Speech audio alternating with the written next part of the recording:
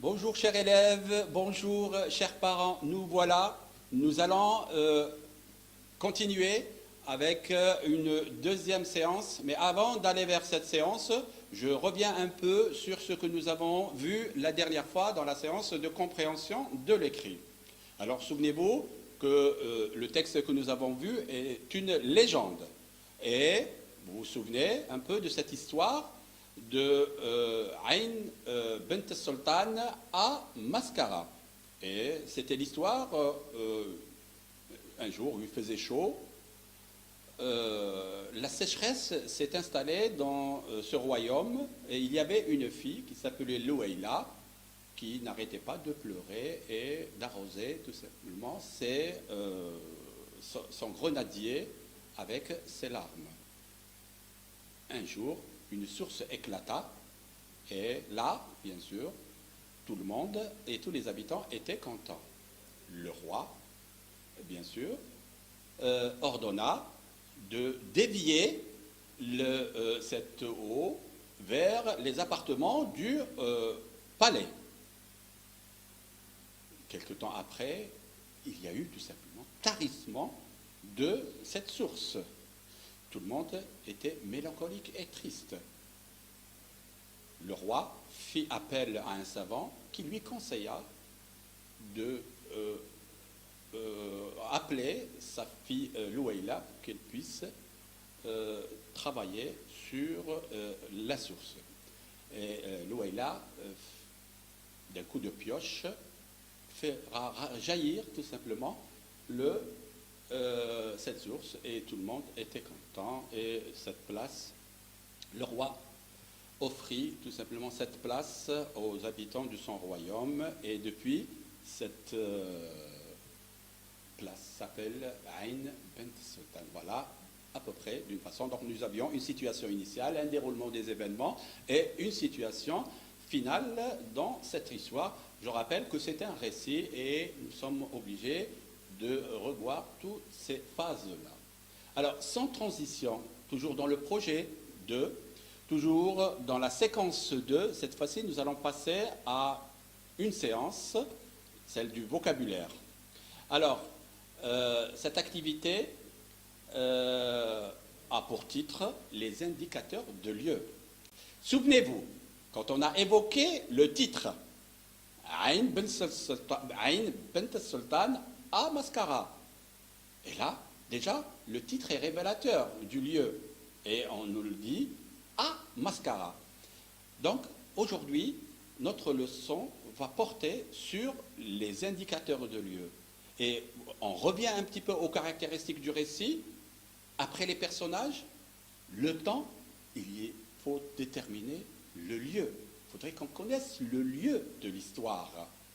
Et on ne pourra pas connaître le lieu de l'histoire sans connaître et sans utiliser les indicateurs de lieu. C'est ce que nous allons apprendre aujourd'hui et voir aujourd'hui. Alors, je reviens un peu à l'objectif.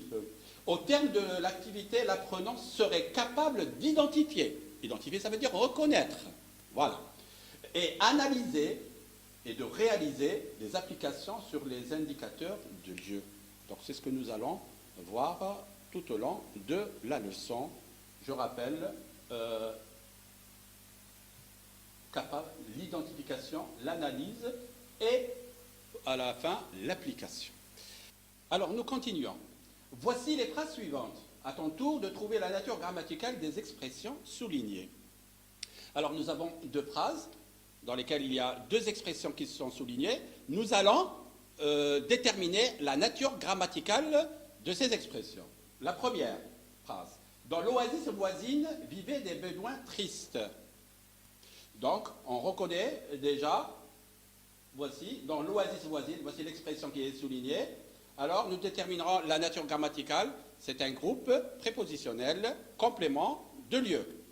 Dans la deuxième phrase, Badour se cacha de nouveau au milieu des roseaux. Alors, vous voyez, hein, on a varié un petit peu pour vous dire tout simplement que ce complément de lieu peut changer de place. On peut le trouver au début, on peut le trouver à la fin, et on peut le trouver au milieu d'une phrase. Donc j'ai donné deux exemples pour vous varier et pour vous dire tout simplement que lorsque vous aurez à utiliser les compléments du nom dans la phrase, ils peuvent être déplaçables. Alors, Badour se cacha de nouveau au milieu des roseaux. Voici donc l'expression soulignée au milieu des roseaux, et vous constatez que nous avons affaire à un groupe prépositionnel complément de lieu. Voilà pour ce qui est du préambule. Nous passons maintenant à un énoncé. Nous allons l'observer, vous allez l'observer plus tôt. Je vais vous lire. Un jour, près du grenadier apparaît une flaque d'eau. Une source venait d'éclater. Un ruisseau finit par se frayer un chemin sous le rempart et prenait gaiement le chemin vers l'ouest tout de même, sec depuis des mois. Alors, je reviens un petit peu pour vous expliquer ce que c'est qu'un rempart. Ça, c'est un mur qui sépare deux espaces. Voilà pour ce qui est du mot rempart. Alors, que voit-on un jour près du grenadier? On voit un jour près du grenadier une grande flaque d'eau. Qu'est-il arrivé au ruisseau? Alors, pour ce qui est du ruisseau, le ruisseau s'est frayé un chemin. Il s'est frayé un chemin sous le rempart, sous le mur, bien sûr. Et, prenons gaiement, avec choix, le chemin tout simplement vers un oued. Et cet oued s'appelle tout de même sec depuis des mois. Voilà pour ce qui est de l'explication. Maintenant, nous allons passer au vif du sujet, c'est-à-dire nous allons, à partir de cet énoncé, identifier les indicateurs de lieu. Alors, nous allons commencer. Un jour, près du grenadier apparaît une flaque d'eau. Nous avons près du grenadier. C'est un indicateur de lieu. Alors, nous allons le mentionner ici.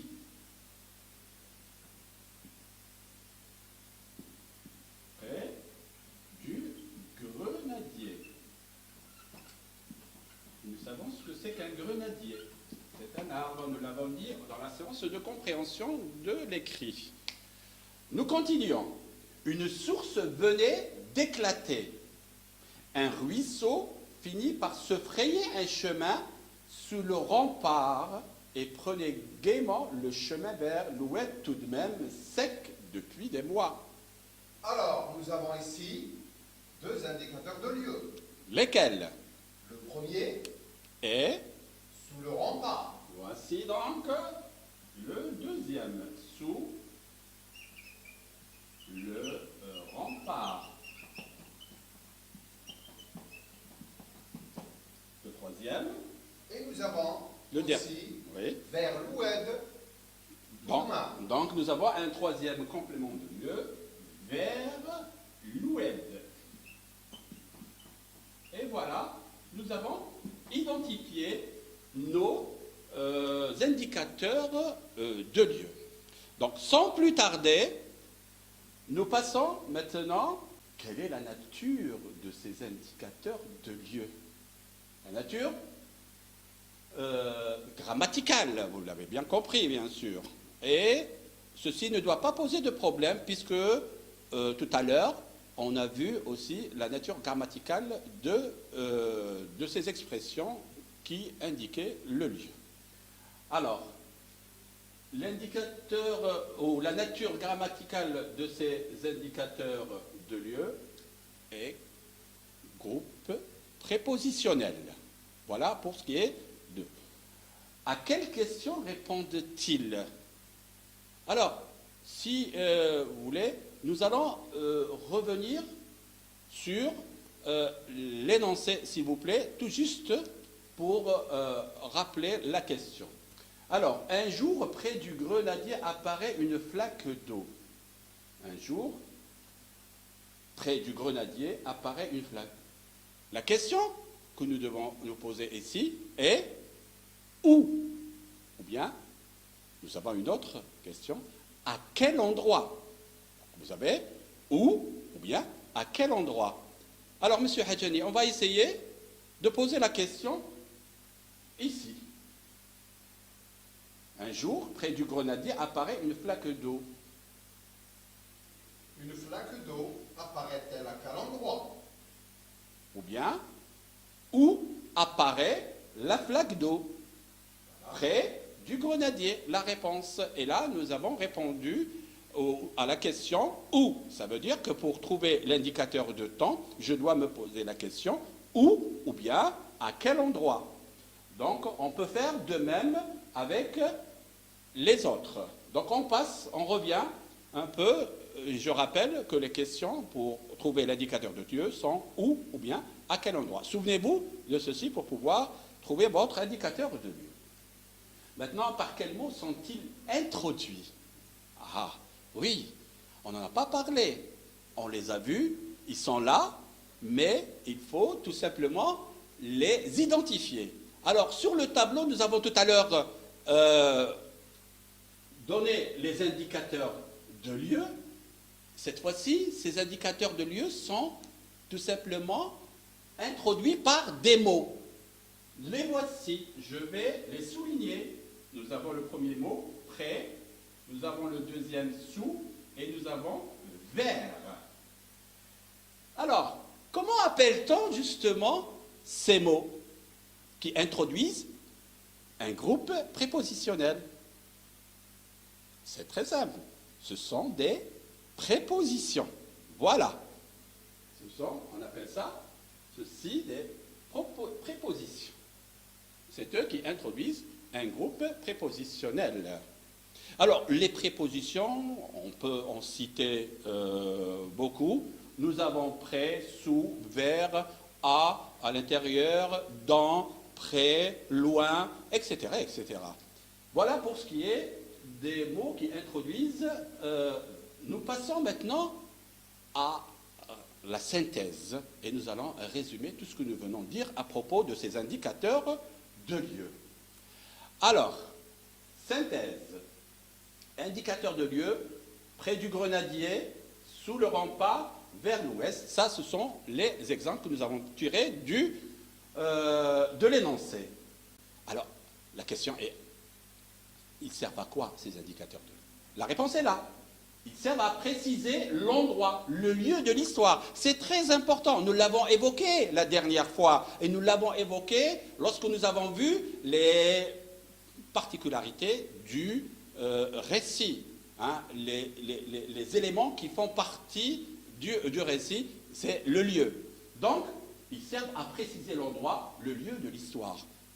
Ça veut dire tout simplement quand vous aurez plus tard à raconter ou rapporter une légende, il faudrait que ces indicateurs de lieu apparaissent lors de votre production. Vous réinvestissez tout ce que nous venons d'apprendre aujourd'hui dans la production écrite.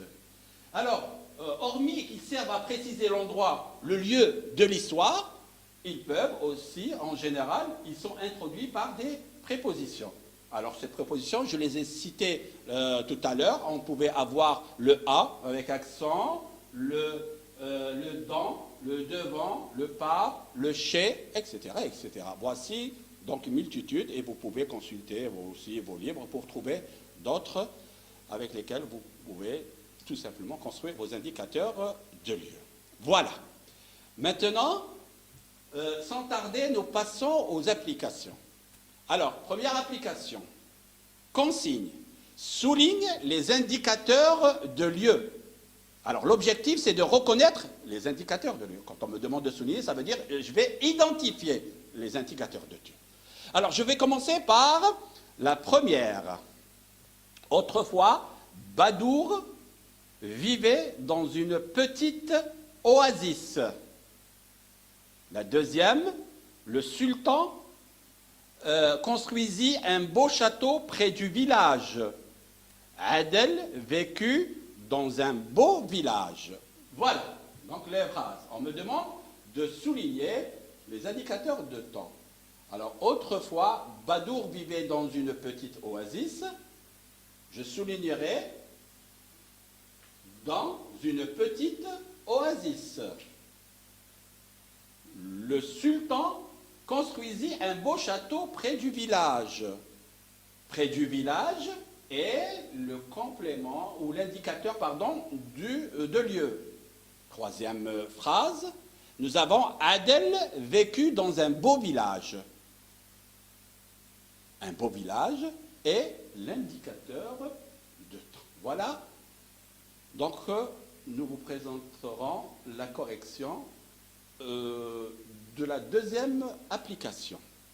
Alors, dans la deuxième application, la consigne est complète avec les indicateurs de lieu suivants. Alors, cette fois-ci, on vous demande de compléter. On vous donne les indicateurs de lieu. Donc, on vous aide un petit peu.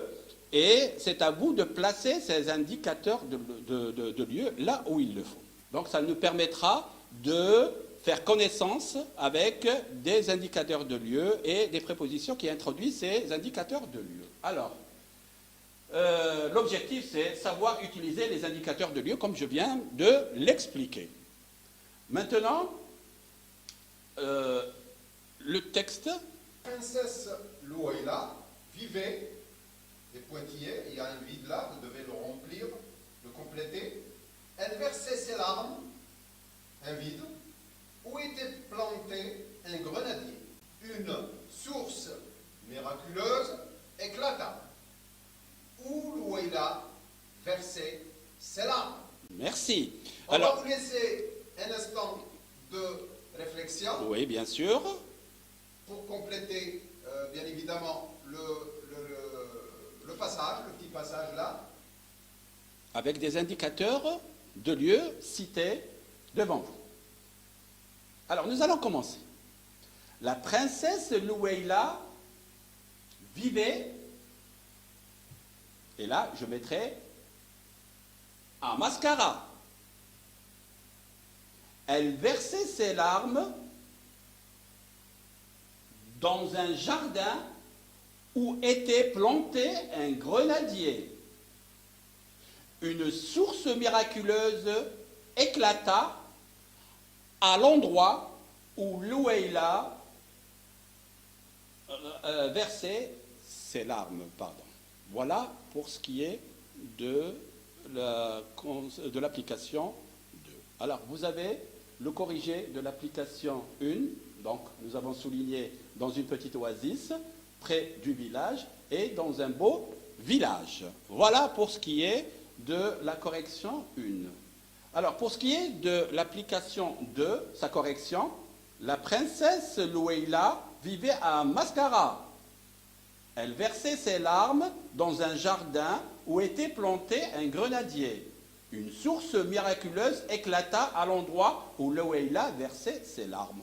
Voilà pour ce qui est de la deuxième, du corrigé de la deuxième application.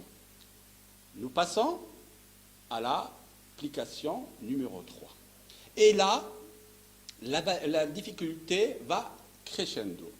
Alors, vous vous souvenez que dans la consigne, dans l'application numéro 2, on vous a donné les indicateurs de lieu. Mais cette fois-ci, on ne va pas vous donner. C'est à vous de trouver les indicateurs de lieu. Alors, voilà. La consigne, c'est de compléter avec un indicateur de ton choix. C'est bien précisé. Un indicateur de votre choix. C'est à vous de trouver, cette fois-ci, l'indicateur pour que vous puissiez, toujours, comme je l'ai dit tout à l'heure, en production écrite, réinvestir et savoir utiliser convenablement les indicateurs de lieu. Voilà. La consigne complète avec un indicateur de lieu de ton choix. La première phrase, Sidi Fraj vivait. Alors là, j'interviens, monsieur l'inspecteur. Sidi Fraj, nous avons vu lors de la séquence 1 cette légende. On a eu affaire à cette légende. Donc, il va falloir se souvenir de l'endroit où vivait Sidi Fraj. Nous continuons. Salah Bey a construit une mosquée. Oui, là aussi j'interviens. Salah Bey, nous l'avons vu lorsque nous avons vu la légende de Sidi Mohamed El-Gharab. Souvenez-vous, c'était lui qui avait jeté par-dessus le pont Sidi Mohamed Al-Gharab. Nous continuons. Troisième phrase. Mais Je vais des pointillés pour visiter la source de Bent Sultan. bien, là aussi, aujourd'hui, on a eu affaire à cette légende et donc vous devez vous souvenir rapidement. Nous continuons. La dernière phrase. Les Bédouins mélancoliques vivaient Et des pointillés. Et là aussi, nous avons vu cette légende de Badour. Et souvenez-vous de cette histoire dans les oasis, les deux oasis qui s'affrontaient pour que chacun d'eux ait l'eau dans son territoire. Voilà. Donc, on vous donne un peu de temps pour pouvoir réfléchir à cette consigne. Alors, nous allons commencer, monsieur l'inspecteur. Sidi Fraj vivait où? Donc, alors, Sidi Fraj vivait sur une presqu'île. et sur une presqu'île est un indicateur de lieu introduit par une préposition, la préposition sur. Donc ici, vous venez d'identifier et de faire connaissance avec une autre préposition que vous devez, vous allez utiliser dans d'autres circonstances. Voilà. Salah Bey a construit une mosquée à Constantine. Voilà. Voici en rouge le complément de lieu introduit par une préposition, la préposition à, que nous avons évoquée tout à l'heure avec la liste des prépositions. Nous continuons. Je vais à Mascara pour visiter la source de Bent Sultan. Pardon. Et là, on a fait exprès. On a tout simplement voulu savoir si vous suiviez. Et vous avez dû remarquer que nous avons écrit Bent Sultan comme étant un indicateur de lieu.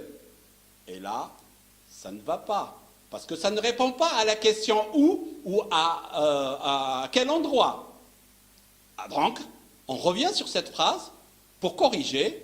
Et je dirais tout simplement que Abaskara est le complément de lieu introduit, lui, par la préposition à.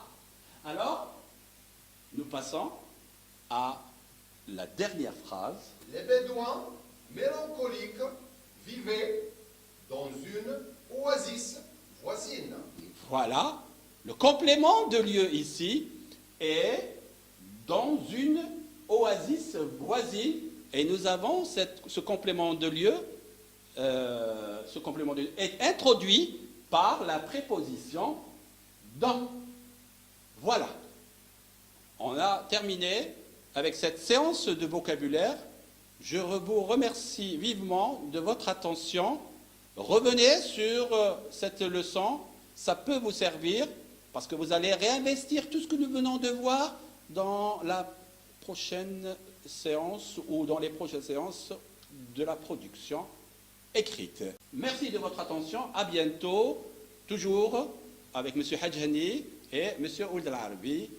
Et je remercie aussi, à chaque fois, j'oublie, les techniciens qui sont avec nous et qui nous ont rendu d'énormes services. Merci. Au revoir.